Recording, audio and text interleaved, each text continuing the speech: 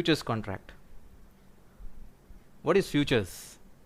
So in previous session of derivatives, this is third part of derivative.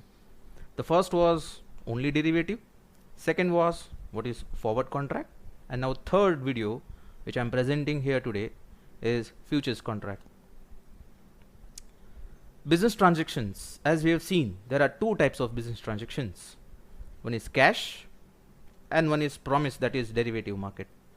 So in previous part I have already mentioned what is cash transactions, what is forward transactions.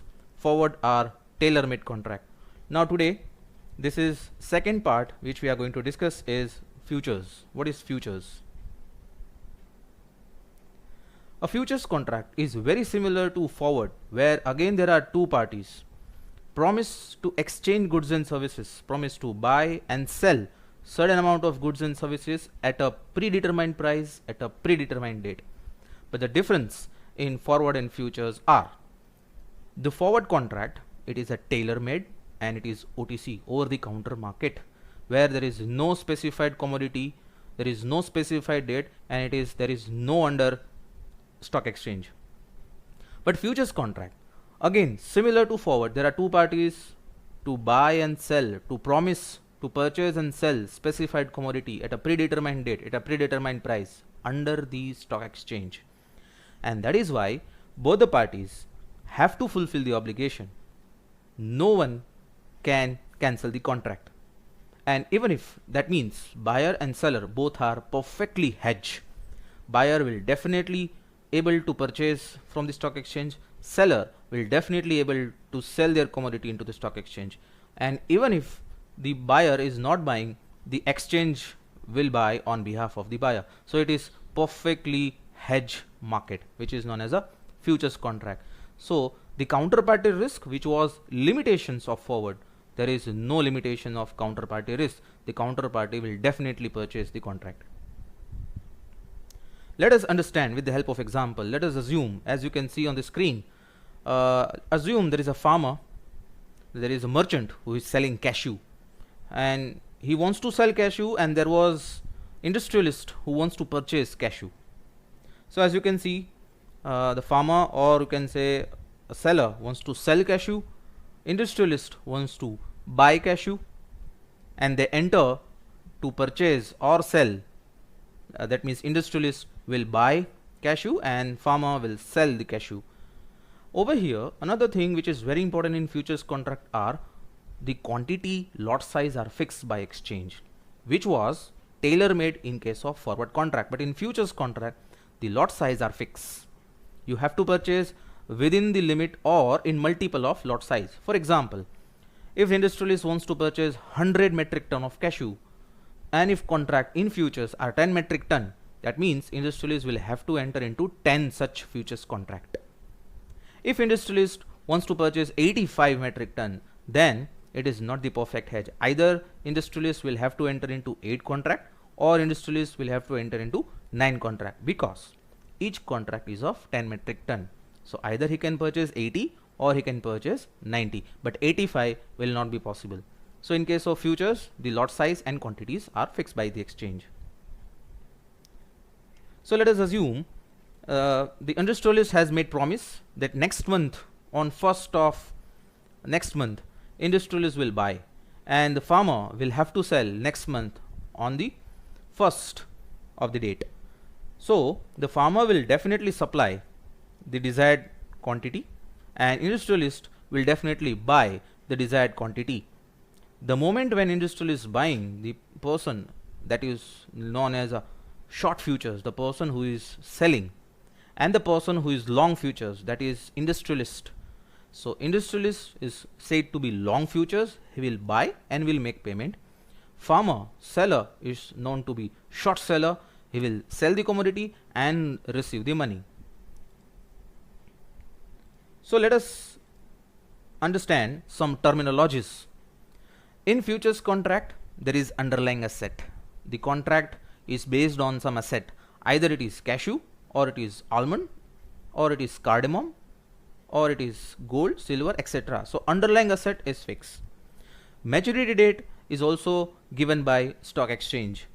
So the contract will be cancelled or the contract will be fulfilled only on the maturity date, and that will generally be last Thursday of the month.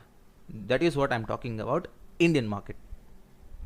Futures price, it is already decided at the time of contract. When you enter into contract, the buyer and seller will decide the price. At what price buyer will buy, at what price seller will sell. Contract size, yes, it is specified by the commodity market. In India, it is known as a National Commodity Exchange, NCDX. So for your understanding, I have just kept NCDEX, one short example of this. As you can see on the screen, it is example of chana, where the underlying asset is said to be chana.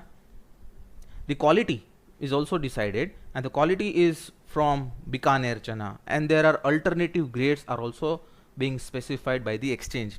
Alternative grade will be Jaipur, Indore and Akola. The quotation that exchange is giving, each contract is of quintal and the price is also given in quintal. Sorry, the price is given in quintal and the contract is for 10 metric ton. So for example, if I want to purchase 40 metric ton, I have to enter into 4 such contract. Each contract is of 10 metric ton. So as you can see this on this screen, expiry date is 20th of delivery month, the month in which you want to purchase delivery, you want to take this delivery, the 20th of that month will be the delivery date. And there are 75,000 members, so it is highly liquid market, as you can see on this screen. The next part of this is what is the difference between forward and futures. What is the difference between forward contract and futures contract? Though both are very similar, both looks very similar contract, but there are some minor difference in this. The first difference, as we can discuss, is negotiability. Futures contracts are highly negotiable. If buyer, that is long futures, now does not want any delivery before maturity, he can enter into reverse transaction, that is known as a short futures. And if he enters into short futures, he or she need not to fulfill the obligation. So futures contract are negotiable, whereas forward contract are based on mutual trust. Both the parties known to each other, so it is non-negotiable contract. The second reason why it is non-negotiable is, as it is tailor-made contract, so the party who are entering into contract, they are making order for some specific product. Maybe the same product, the seller will not be able to get it from the market. The second, standardization. Futures are standardized, whereas forward are tailor-made. I can enter into 85 kg, I can enter into 85 metric ton of chana in case of forward, but in case of futures, the lot size, I have to abide by rules and regulations of stock exchange. As far as liquidity is concerned, futures contract are highly liquid. You can make reverse position on any day and you can cancel the contract, or you can fulfill the contract. But in case of forward, it is very less liquid contract, because you have to rely on the counterparty. If counterparty fulfill the obligation, your contract will be over. Performance. As far as performance is concerned, futures are short performance will be given. There is no counterparty risk. But in case of forward, yes, performance depends on the counterparty. Cash needs, the next difference between futures and forward. In case of forward contract, there is no need to pay any upfront premium. But in case of futures, both buyer and seller will have to pay premium to the stock exchange, and then and only then they will be allowed to enter into contract. So yes, in case of futures contract, you need some cash to enter into contract, but in forward, it is just based on mutual trust and it's just based on promise. Reducing the risk. As far as futures concerned, your risk will be totally reduced. There is no risk associated as far as counterparty is concerned. Even if counterparty deny to fulfill the obligation, the exchange will fulfill the obligation. So in case of futures, there is very less loss, but in case of forward, there is always risk associated as far as the performance of counterparty is concerned. The next thing,